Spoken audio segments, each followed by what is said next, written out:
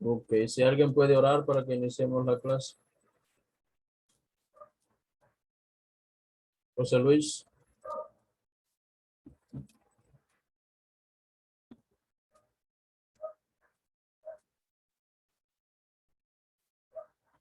José Luis, ¿puedes orar?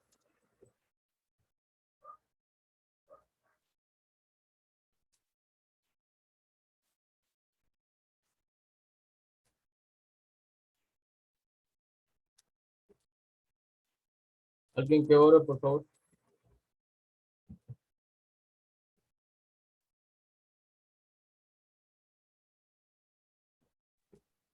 Amén, pastor. Padre, en el nombre de Jesús, te adoramos y te damos gracias, te bendecimos. Y venimos delante de tu presencia, Señor, esperando recibir el conocimiento, el espíritu de sabiduría, el espíritu de entendimiento para que podamos conocer de tu palabra. Te presentamos a cada uno de los participantes y también al profesor para que sea tu Espíritu Santo ministrando a nuestras vidas, de tal manera que podamos guardar tu palabra, recordarla y ponerla por obra. En el nombre de Jesús. Amén.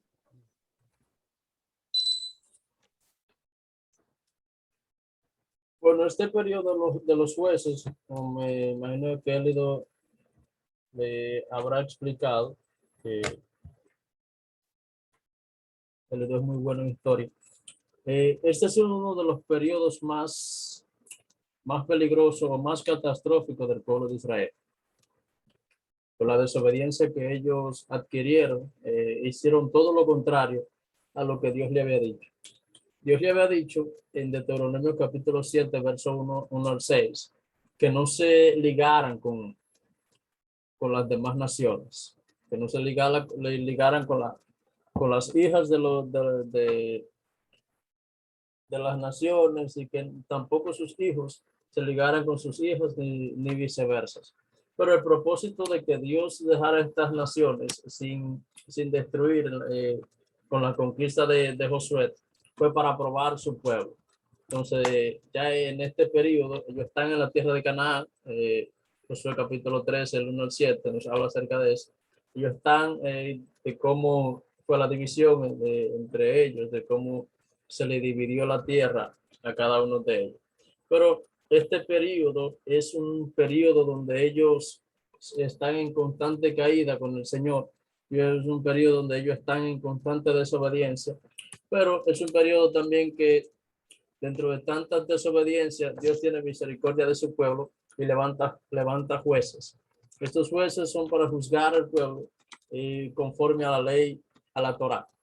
Entonces, ellos juzgan al pueblo, pero también lo libertan de la esclavitud y del cautiverio que, lo tienen, que los reyes tienen el pueblo de Israel.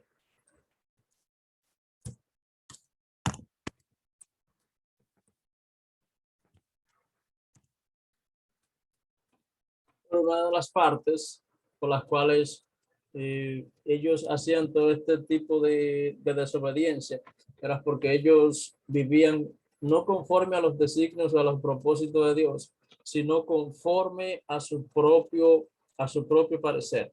O sea, podemos decirlo en el buen dominicano, cada uno hacía lo que le daba la gana. Cada uno hacía lo que mejor le parecía. Cada uno hacía lo que más le convenía y no le pedían dirección a Dios por todo, en todo lo que iban a hacer, sino que ellos hacían conforme a sus propios propósitos. Entonces ellos se ligan a las demás naciones, se ligan a las religiones de ellos, se ligan a adorar a falsos dioses. Ellos tienen un acercamiento tal con estas naciones que ellos adquieren sus propias costumbres. Entonces acá vemos este cuadro, es donde el pueblo peca,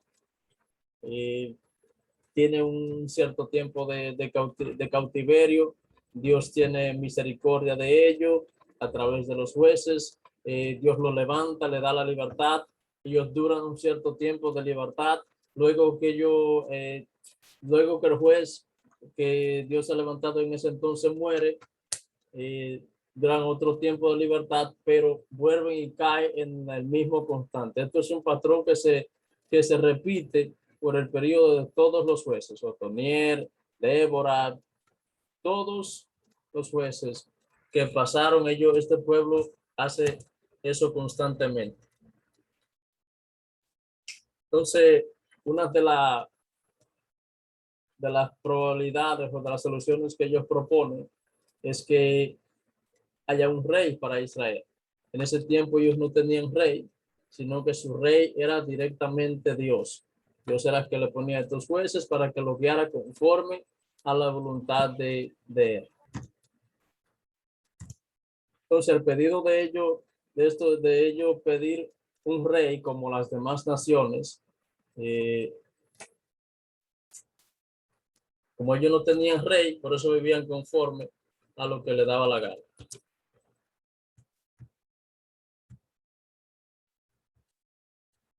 Entonces, luego en el libro de Ruth, el libro de Ruth es una continuación del libro de los jueces.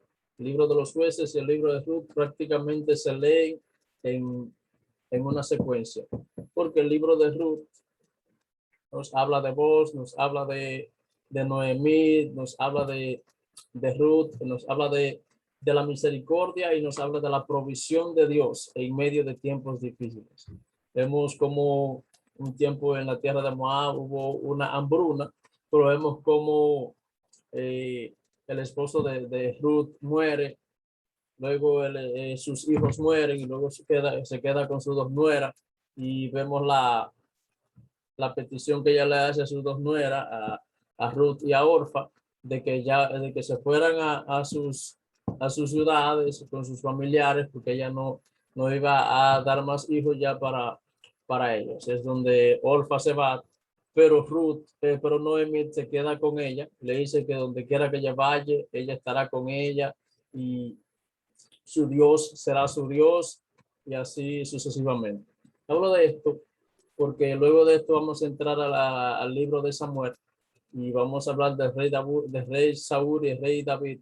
Pero hablo de esto porque vemos a Noemí y vemos a Boaz, pero también vemos una costumbre que se utilizaba en el pueblo hebreo, y es por la integridad y por la amistad que tiene Noemí con Ruth.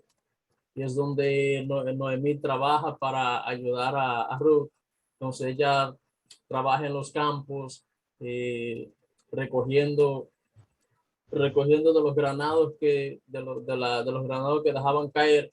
Pero cuando Boaz ve a Noemí, bueno, él queda impresionado con esta muchacha, y él lo que hace es que le dice a los trabajadores que dejen caer más de los graneros para que ella recoja. Pero esto es un principio que se usaba en la Torá. Por ejemplo,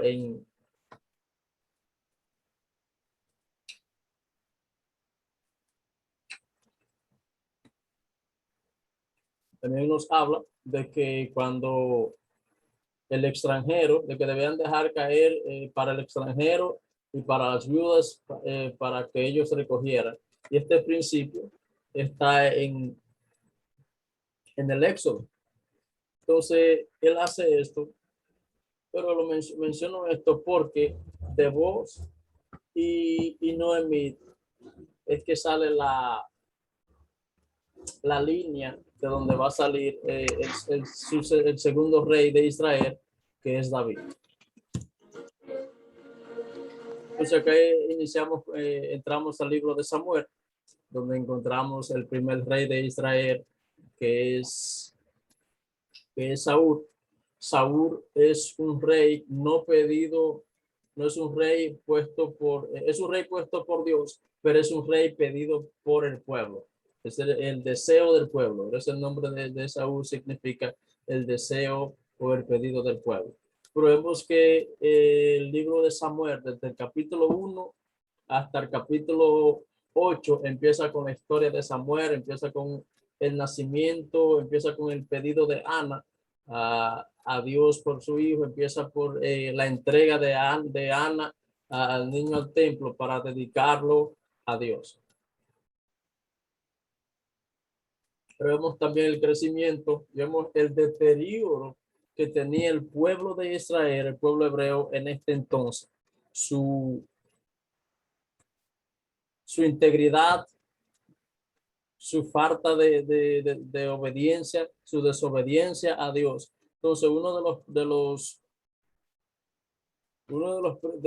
bueno, la principal tarea de Samuel era volver al pueblo al corazón de Dios, era instituir o restituir las religiones la religión hebrea al pueblo hebreo, o sea, la integridad hacia Dios. Ellos habían perdido la integridad hacia Dios, ellos se habían desenfocado de Dios y habían ocupado de su propia manera, pero Samuel viene a que ellos vuelvan su corazón hacia Dios.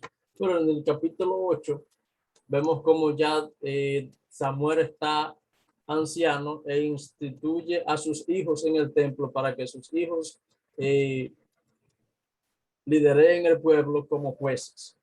Pero la Biblia establece de que estos hijos de Samuel no actuaron conforme a la integridad de su padre o como su padre actuó, sino que ellos se vendían al mejor postor, ellos se dejaban influenciar, ellos se dejaban comprar por las personas. Entonces esto incomoda al pueblo y ellos van donde Samuel y le dicen que ellos quieren un rey como las demás naciones, que le ore a Dios para que Dios le dé un rey. Entonces Samuel se enoja, Samuel se va delante del Señor. Entonces el Señor le dice que no se enoje porque ellos no lo han desechado a él, sino que han desechado a Dios. Recuerden que en este periodo ellos no tenían rey, sino que su rey era Dios. Entonces ahí es donde Samuel vuelve y le dice las consecuencias que conlleva tener un rey. Dice que sus hijas serán del rey, ellos serán esclavos del rey, ellos estarán a merced de lo que diga el rey. Entonces ellos, aún así, con todo esto que Samuel le dice, ellos dicen, queremos un rey como las demás naciones. Entonces ellos eran una nación diferente porque Dios era su rey. Entonces ellos no querían ya que Dios fuera su rey, sino que ellos querían ser como las demás naciones. Y por eso es que vemos después que sale Saúl como el rey de Israel. Saúl sale de la tribu de Benjamín. Dice que era un hombre de hombros hartos, era uno de los más hartos en ese entonces, que era hermoso, y la gente le agradó a Saúl como rey. Luego Saúl es presentado delante del pueblo, ya después de que Saúl sale, lo manda a buscar la viuda, la burra la asna de su padre. Él sale y no encuentra la asna. Cuando él sale se encuentra con un ritual donde se está adorando a Dios, adoran a Dios. Luego él pregunta por el vidente, que era Samuel, el profeta. Se le llamaba de tres maneras: se le llamaba el profeta, se le llamaba vidente o se le llamaba oráculo. Es donde él va y le dicen dónde él está, y él sube donde Samuel, y Samuel prepara un banquete, lo pone a él como en la mesa principal, dándole señal de que él iba a ser el rey en Israel.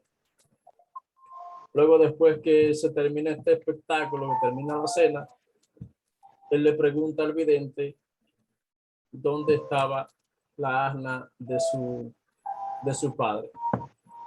Luego después, cuando van a presentar a Saúl delante del rey, Saúl estaba escondido. Saúl estaba escondido en los establos. Luego manda a buscar a Saúl, lo llevan delante de las personas y ahí él es presentado como rey, y el pueblo se agrada de que Saúl sea el rey.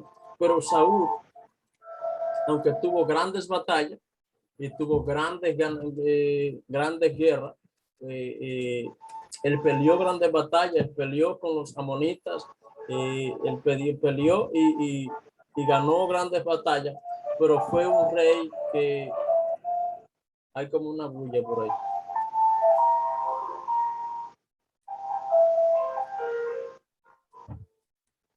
Fue un rey muy desobediente, fue un rey muy presuntuoso, fue un rey que no captó las leyes de Dios. Fue un rey que vivió conforme a su designio. Fue un rey que en su momento se desesperó. Vemos en Samuel capítulo 13, 9 al 14, cómo tenían que presentar un sacrificio delante del pueblo y pasaron un lapso de 7 días donde Samuel tenía que ir y presentar ese sacrificio. La única persona que podía ir y presentar este sacrificio era el sacerdote, o sea, dígase Samuel. Pero al él ver que el pueblo se desespera, él se desespera también con el pueblo y hace él este sacrificio. Inmediatamente él hace este sacrificio.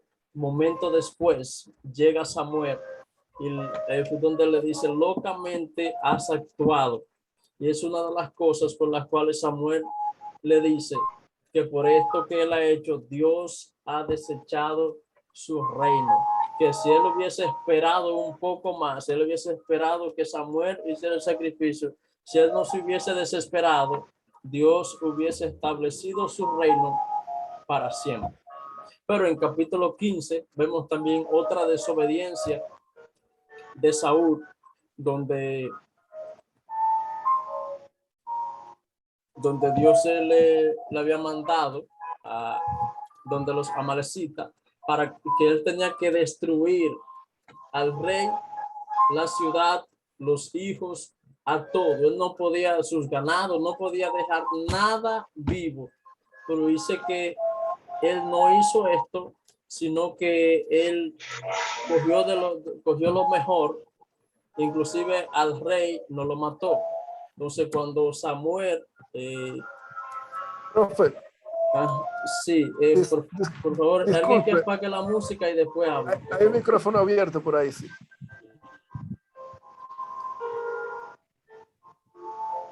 Es interesante la historia, pero esa musiquita. Sí, hace. Me parece que es el de Brígida que está abierto el micrófono. Sí, Brígida, por favor, déjame ver si le pongo otro de aquí. Ok, ya. Ok, gracias. Entonces decía que él tenía que acabar con esta ciudad completa, inclusive con el rey, pero él no lo hizo, sino que él agarró de lo mejor que había en la ciudad, él agarró y se llevó al rey. Entonces cuando Samuel llega allá al palacio donde él está, él le dice que sí, que él había cumplido el mandato que Dios le había dado, que él había acabado con todo este habladorazo. Entonces ahí es donde Samuel empieza a escuchar los gemidos de los bueyes y él se da cuenta de que él no había hecho lo que Dios le había mandado a hacer. Él se entera de esto y se entera de que todavía el rey estaba vivo, el rey Agag. Entonces Samuel agarra y degolla al rey Agag. Y después de ahí, ese es el fracaso total del reinado de Saúl. Saúl es desechado. Maestro, Sí, entonces podríamos decir que estas son las principales razones por las cuales el reinado de Saúl es desechado por Dios. Dios lo destituye, por decirlo así, por estas razones. sí. Por la desobediencia que él tuvo en estos casos. Él no esperó que se hiciera la voluntad de Dios, sino que él hizo su propia voluntad. Aquí vemos 3 cosas que él hizo. Fue presuntuoso, eso significa que no esperó el tiempo adecuado. fue desobediente porque no obedeció el mandato de Dios, pero también fue mentiroso porque él dijo que había hecho como Dios le había dicho cuando él no hizo lo que Dios le había mandado hacer. Todo eso lo encontramos en el libro de Samuel.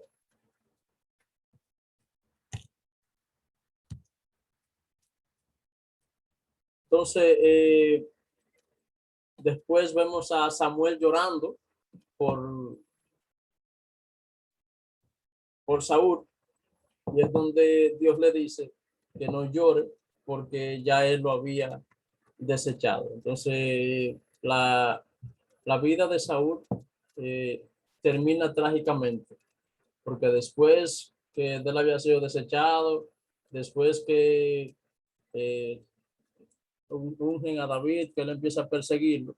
David es el segundo rey de Israel, pero quiero hacer una nota de aclaración, porque cuando leemos el libro de Samuel, nos encontramos con otro rey. Entonces podríamos decir que David fue el tercer rey, pero no. Nos encontramos con Isboset, que es hijo de David, de Saúl. Lo que pasa es que este se proclamó rey y ese reinado le duró como 2 años. Por eso vemos ahí a Isboset y algunas personas piensan que este fue el segundo rey, pero bíblicamente nos da a entender de que no, porque este no fue un rey ungido por Dios, sino que fue un rey que se proclamó él mismo. Y tuvo un reinado de 2 años. Entonces, ese rey profeta dice que era hijo de Saúl.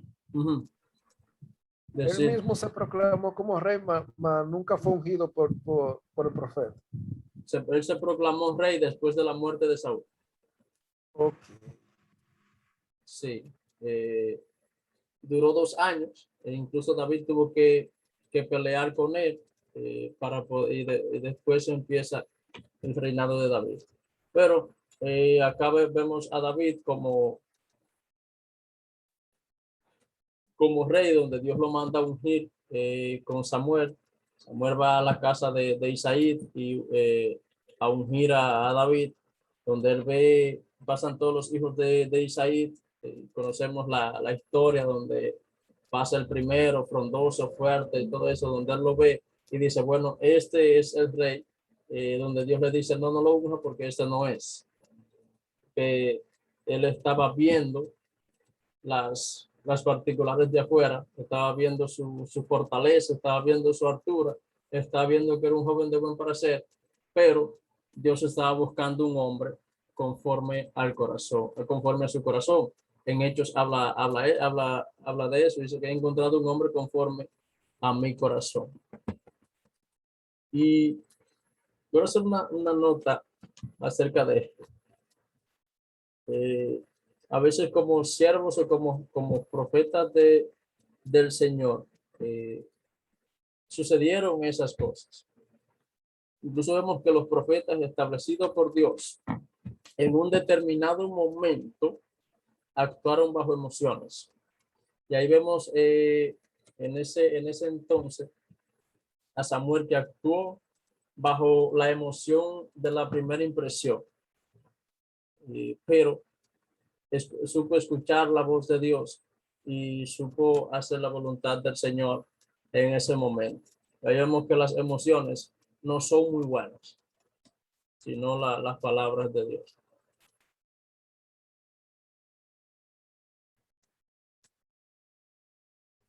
Preguntas o comentarios acerca de lo que hemos hablado.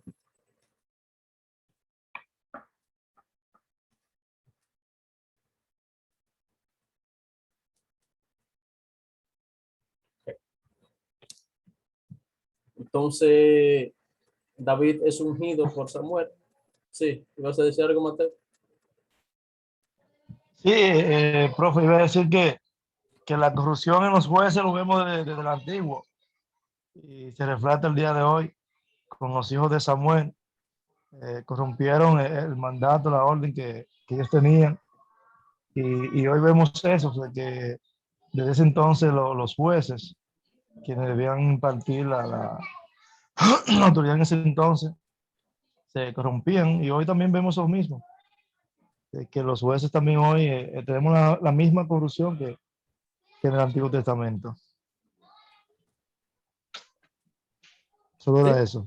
sí, hoy vemos también jueces que se venden, vemos jueces que actúan bajo las influencias del dinero, pero no todos. Yo siempre he dicho que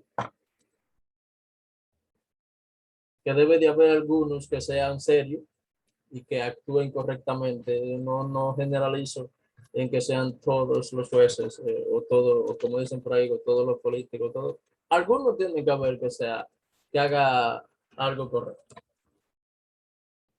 Entonces vemos los logros. David tuvo muchos logros, pero también tuvo muchos fracasos.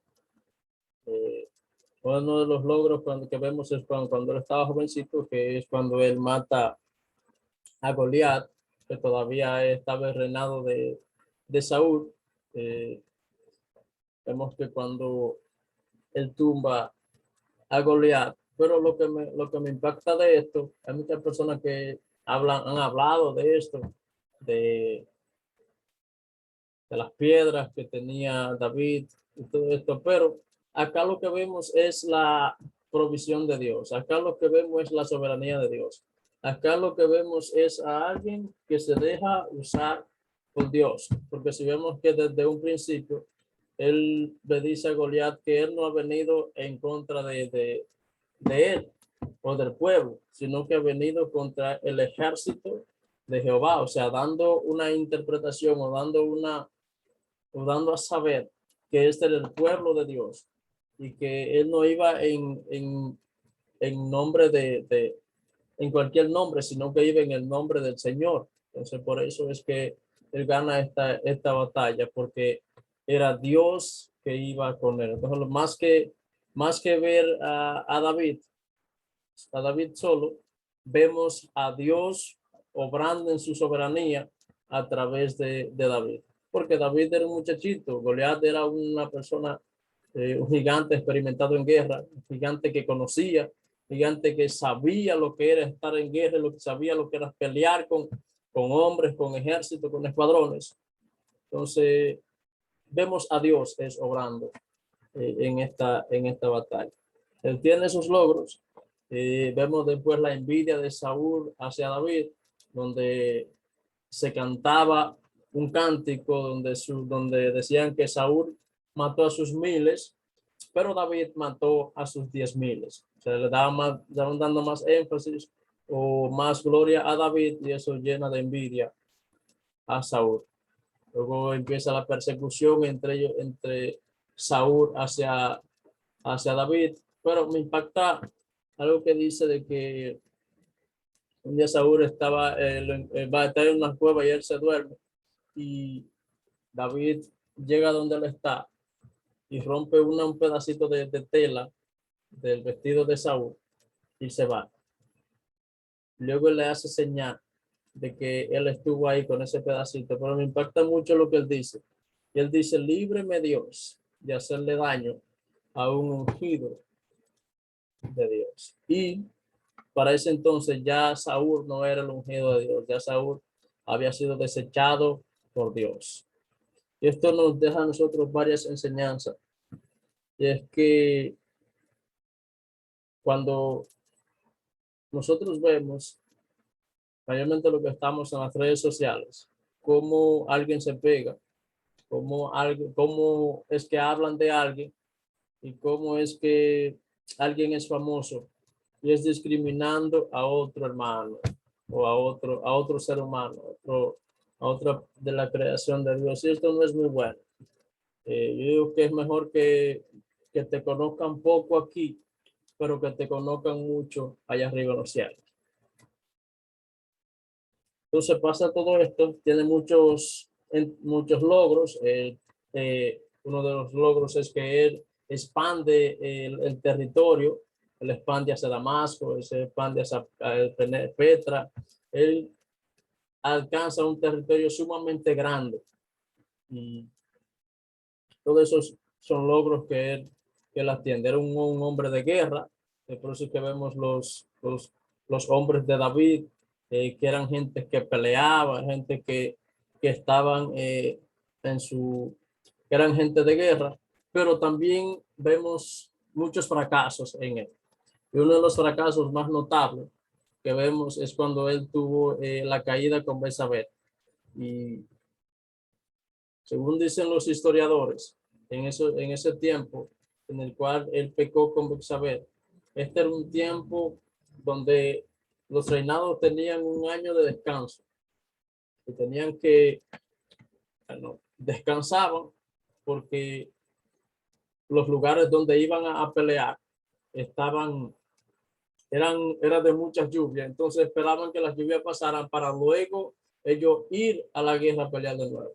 Lo que pasa es que cuando este tiempo pasa, David, que le tocaba ir a la guerra, que le tocaba ir con los demás soldados, no fue. Él manda a los otros soldados y él se queda en el palacio. Cuando él se queda en el palacio es donde vemos que él ve a Betsabé bañándose y esta mujer le llama la atención a él. Él la ve hermosa, bonita a su parecer y la manda a buscar, y vemos todo el contexto de cómo él la tomó por posesión. Luego vemos también la trama que él hace para que manda a buscar a Urías, el esposo de ella, para que él tome y beba vino y duerma con su esposa. Luego, algo que este hombre no hizo caso, porque él decía, bueno, mis compatriotas o mis compañeros están en la guerra peleando, yo no voy a dormir, a beber vino con mi esposa mientras ellos estén allá. O sea, aquí vemos a un hombre que tenía más integridad que el hombre de Dios. El hombre tiene más integridad que el rey, que es conforme al corazón de Dios. Entonces, cuando él hace esto, que él no se va y se queda en la puerta del palacio, ahí es donde David manda con el mismo Uría una carta al jefe del escuadrón, y la carta decía que pusieran a Uría en la parte de adelante para que cuando los otros dispararan, Uría fuera uno de los primeros en morir. O sea, Uría llevaba un mensaje que decía prácticamente como, o él llevaba en sus manos la forma en cómo él iba a morir. Luego sucede mucho tiempo donde él se queda con Betsabé como un rey generoso. Dice, bueno, esta muchacha está sola, déjame yo hacer la parte mía como para ayudar. Entonces, David nace alrededor del 1040 y empieza su reinado en el 1010 y su reinado termina en el 970.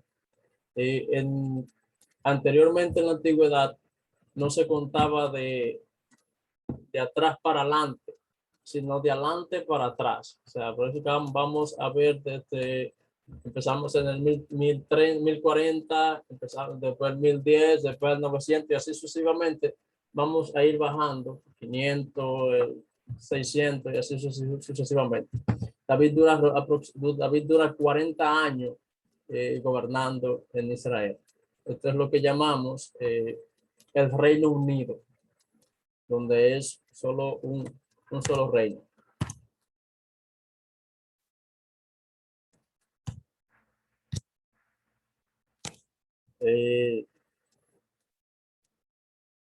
Entonces, después de que él peca con Betsabé, suceden muchas cosas en la vida de David. Su vida se deteriora. Hay un salmo que dice que se consumieron mis huesos, dando referencia a este acontecimiento. Pero aún así, Dios confirma el pacto con David y lo enlaza con la tercera parte del pacto.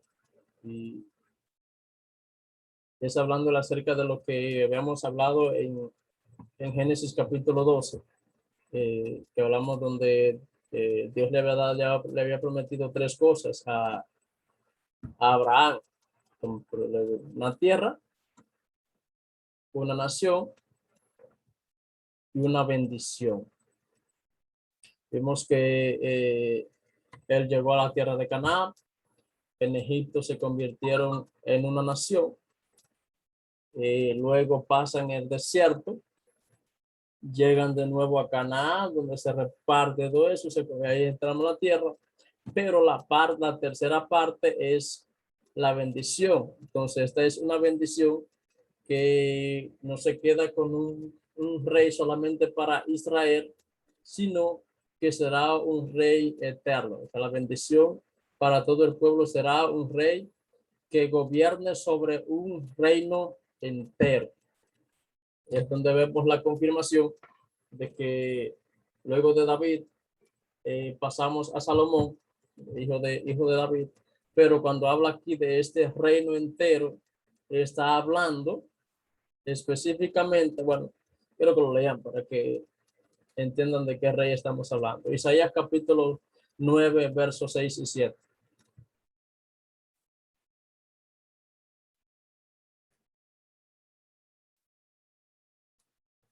Isaías capítulo 9, versos 6 y 7. Lucas 1, 26 y 27.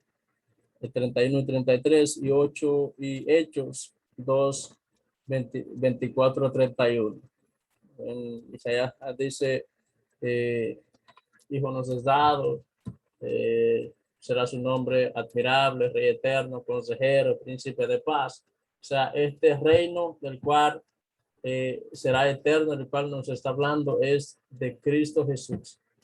De esta línea de David es donde sale la promesa de el Salvador del mundo. Entonces, esta promesa a David se convierte en el fundador para la esperanza del pueblo de la actividad redentora de Dios. Eso lo encontramos en el Salmos 89. Entonces,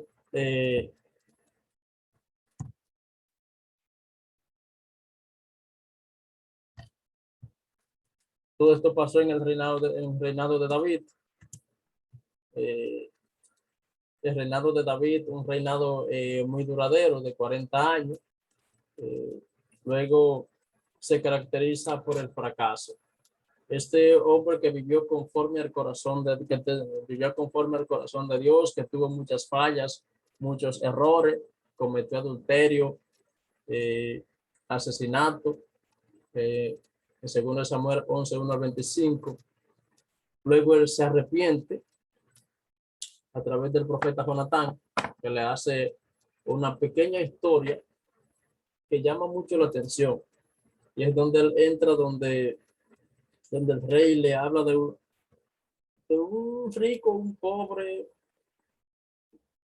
uno que tenía una oveja, otro que tenía muchas posesiones. Luego le llevó visita al rico y en vez de coger una de sus ovejas, coge la única oveja que tenía el pobre y la mata. Entonces ahí es donde David se indigna y dice, este hombre es digno de muerte. Es donde le dice, bueno, ese hombre eres tú. Estaba dándole esta hipérbole de lo que él hizo con Betsabé y Urías.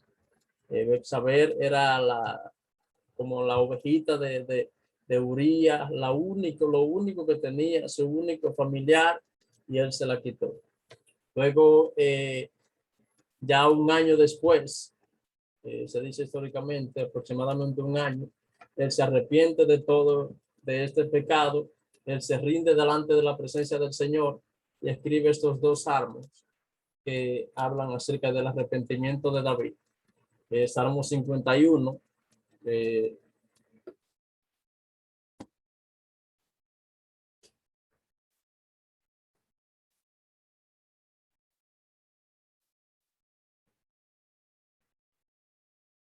Salmo 51, donde él habla del espíritu quebrantado, de que lo limpie con hisopo, de que no lo aparte de su presencia, de que él quiere ser más blanco, tan blanco como blanca lana.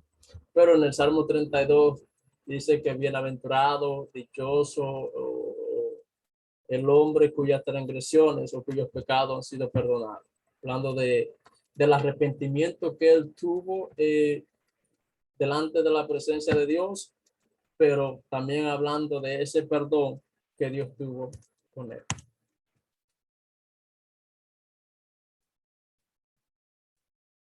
Entonces, el reinado de David después se caracterizó por la rebeldía. Tuvo muchas dificultades familiares, porque acá es donde Absalón se proclama rey. Absalón es hijo de David. Ya él está anciano, él está mayor, pero él tiene que huir de la presencia de Absalón, porque su propio hijo quiere matarlo. Luego después es donde él cae en cama, que tienen que buscar una doncella, una mujer, una joven que no haya conocido varón, para acostarla con él, para él poder calentarse. Entonces, ya al final de su vida, vemos a un hombre que, aunque tuvo muchas batallas, aunque fue un hombre de mucha guerra, al final de su vida termina como un hombre roto, un hombre rompido, un hombre que tuvo demasiadas fallas. Y luego es donde él, ya en cama, unge al próximo rey, que será Salomón. Preguntas o comentarios acerca de David.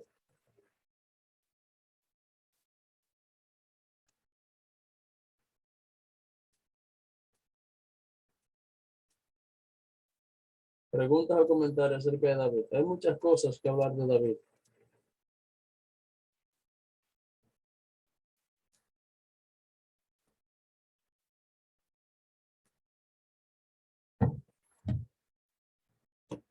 Bueno, entramos al libro de los Reyes.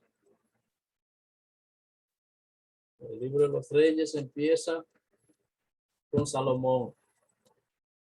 Después de la muerte de David, Salomón queda como rey, pero es mucha la responsabilidad. Mucha la responsabilidad que conlleva ser rey, que conlleva guiar un pueblo, que conlleva ser el líder de este pueblo con tanta exigencia. Y es donde él se presenta delante de Dios, se presenta delante del Señor, y donde Dios le dice que pida lo que desee, donde podía pedir riqueza, le podía pedir muchas cosas, pero él lo que pide es sabiduría para poder o para saber guiar al pueblo de Dios. Esta petición le agrada al Señor, y además de sabiduría, también le da muchas riquezas. Entonces, el reinado de Salomón, se caracterizó por el lujo, los fuertes impuestos y el trabajo forzoso. Fue un reinado donde se forzó mucho más al pueblo a trabajar, se forzó mucho más al pueblo a dar mucho más impuestos y a estar más forzoso. Y bueno, ahora podemos poner un buen ejemplo acerca de esto, porque con todo lo que estamos viendo, las alzas de los precios, las alzas de la canasta familiar, los combustibles y todo esto, que el gobierno piensa poner más impuestos a todo esto, que eso lo vamos a pagar nosotros. Entonces vemos acá parte de eso. Los fuertes impuestos, que la masa más pobre es la que sufre todo esto. Pero Salomón tenía una encomienda, y fue algo que David iba a hacer en su reinado, pero que el Señor no se lo permitió, porque sus manos estaban manchadas de sangre. Y es que David propuso en su corazón construirle un templo a Jehová.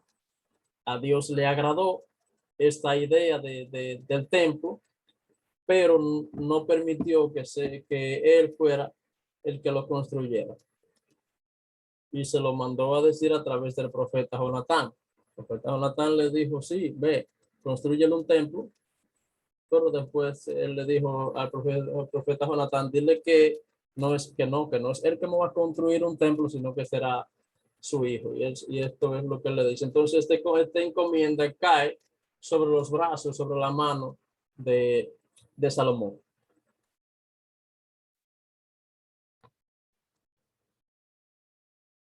Entonces él tiene un programa de construcción. Él contrata más personas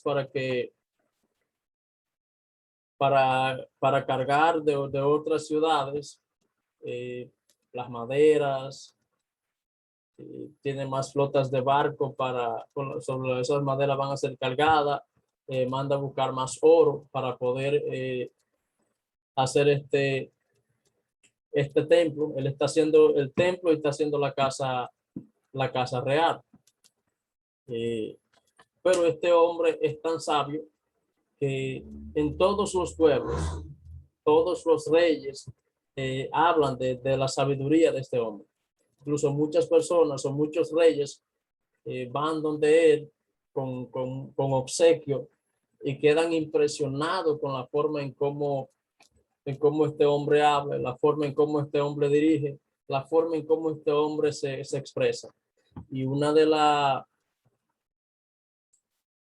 personas o de los reyes que fueron delante de él fue la reina de Saba, que escuchó de la fama de Salomón, y ella fue a ver si esta fama era algo cierto, era cierta, pero cuando ella escuchó a Salomón hablando, ella quedó impresionada con el tipo, ella quedó impresionada con este hombre, pero Salomón también se enamoró de esta reina, y es parte por la cual el corazón de Salomón se corrompe, porque el corazón de Dios, de Salomón, se desvía de los propósitos de Dios y se pone en los propósitos de las mujeres.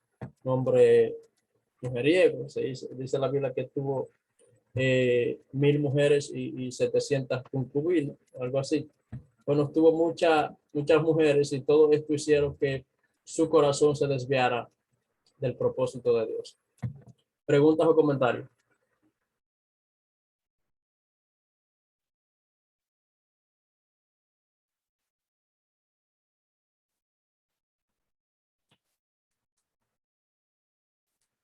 ¿Preguntas o comentarios?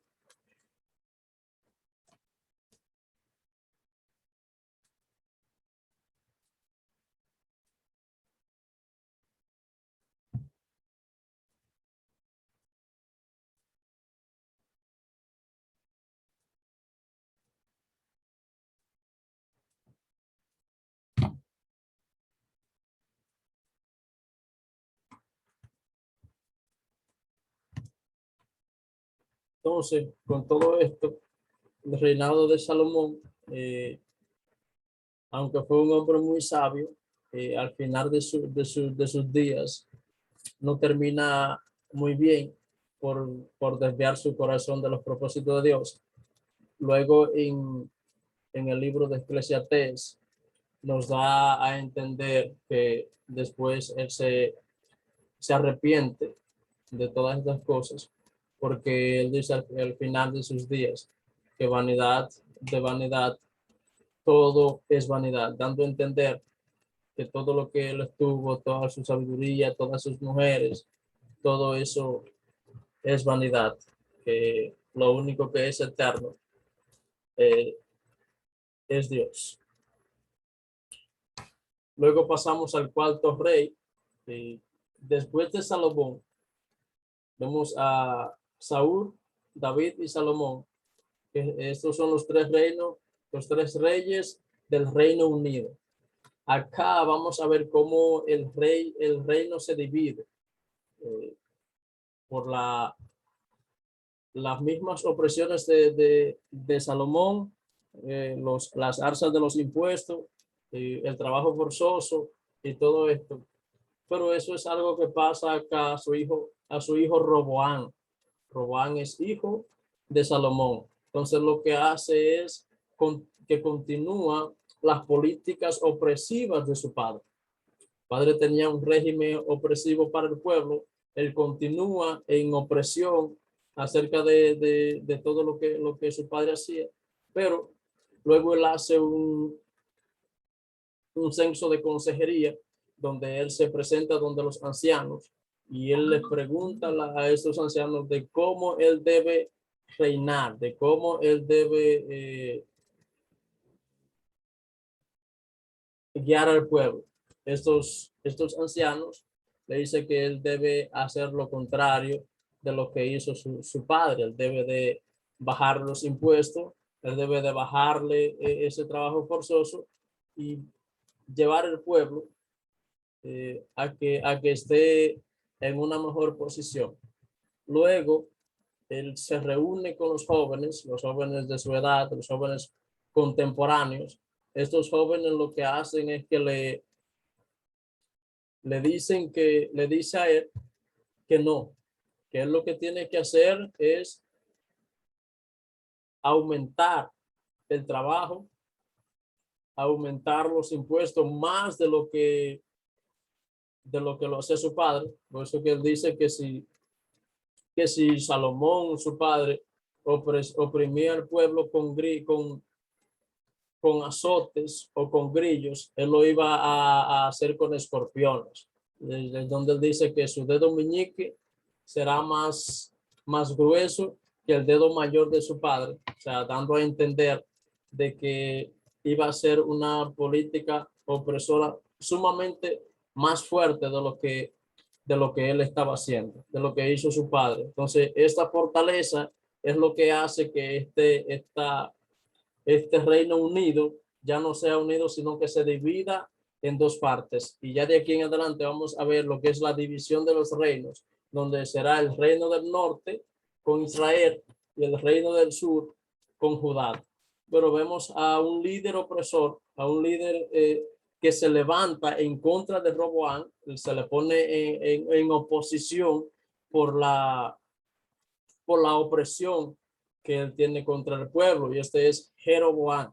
Entonces vemos a Roboam y vemos a Jeroboam. Jeroboam es hijo de un sirviente de un sirviente de Salomón, uno de los sirvientes más antiguos, o sea, la mano derecha de Salomón. Sale este rey Jeroboam. Pero andando en Jerusalén, él se topa con un profeta llamado Abdías, no Abdías el libro, sino Abdías, donde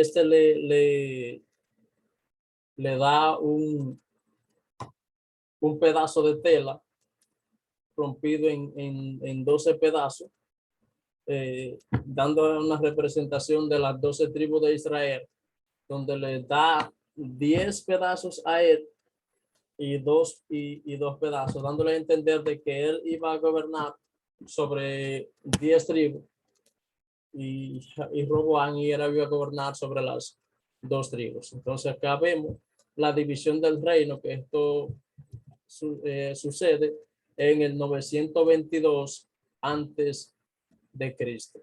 Preguntas o comentarios acerca de esto. Pueden preguntar, pueden comentar.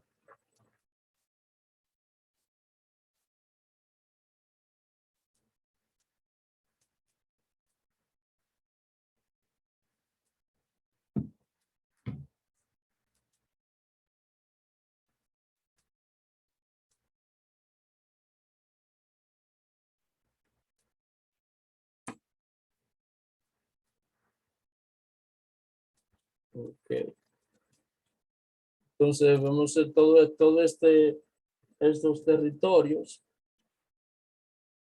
donde engloba los dos reinos. Después los dos reinos, Vamos a ver los reinos del sur y los reinos del norte.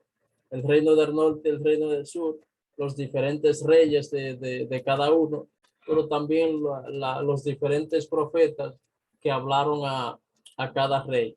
Y cada profeta,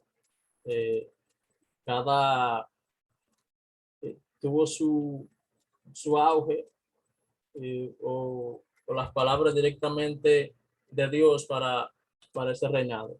Y parte de lo que caracterizaron a esos reyes es que unos hicieron la voluntad de Dios, pero otros no hicieron la voluntad de Dios.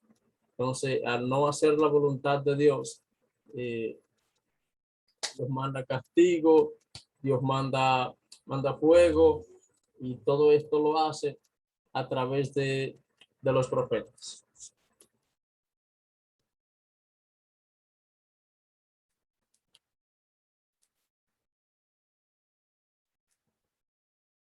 ¿Algo que comentar o algo que preguntar?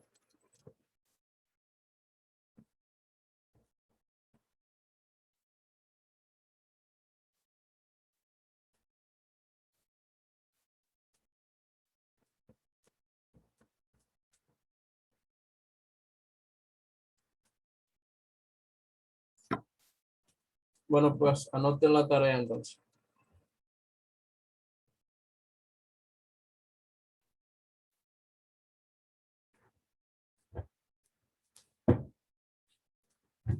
¿Cuáles fueron los reinos, los reyes del norte?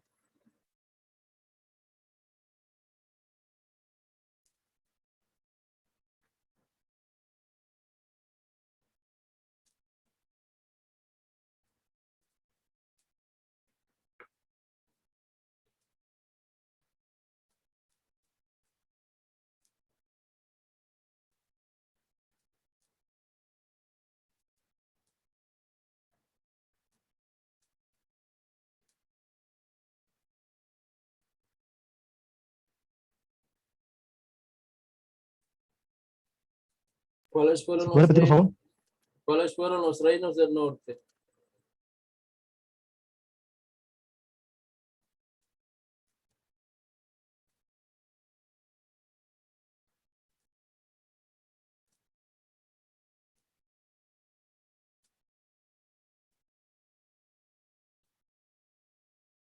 ¿Cuáles fueron los reinos del sur? Segunda pregunta.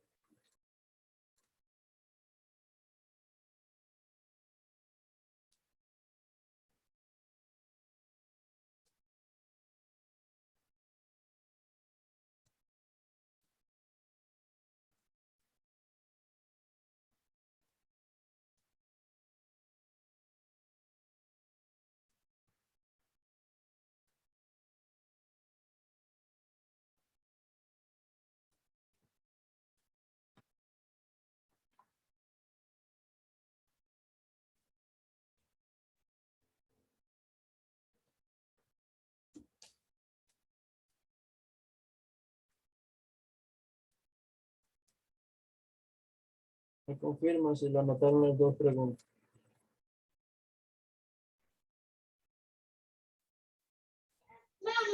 Sí, perfecto. Ok. Entonces, van a investigar lo que es fechas, tiempo de duración de su reino y, bueno, le va a salir lo que es fecha, su nacimiento, su reino, cuál fue su sucesor y todo esto. Ya después, ya todas las clases que vamos a dar ya aquí en adelante hasta el libro de Malaquías son acerca de estos reyes. Entonces vamos a hablar de cada uno de ellos, vamos a hablar su tiempo de duración de reinado, cómo fue su reinado delante del Señor y cuáles fueron los profetas que hablaron, que hablaron en ese reinado. El reino del sur, el reino del sur y el reino del norte. Sí, Una pregunta. adelante, Diva. La tarea de la semana pasada, Usted no la pidió hoy, hay que enviársela. Yo pensé que era hija de algún familiar tuyo. No, no, porque la semana pasada hablamos, la tarea que se dejó fue de José. Yo sé que ustedes la investigaron. Sí, yo sé que ustedes la investigaron acerca de la vida de José, los nombres, significado y todo esto, pero como ya pasamos esa clase, yo sé que Élido fue que le dio esa clase del Antiguo Testamento y si Élido se la dio muy bien. Entonces, por eso. Ok, ok.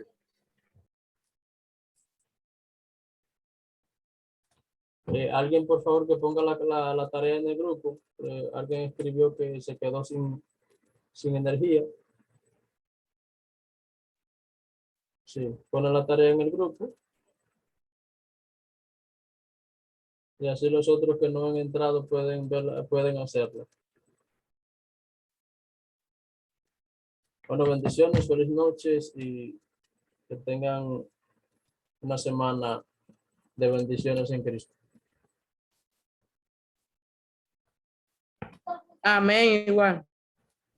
Amén. Amén, amén.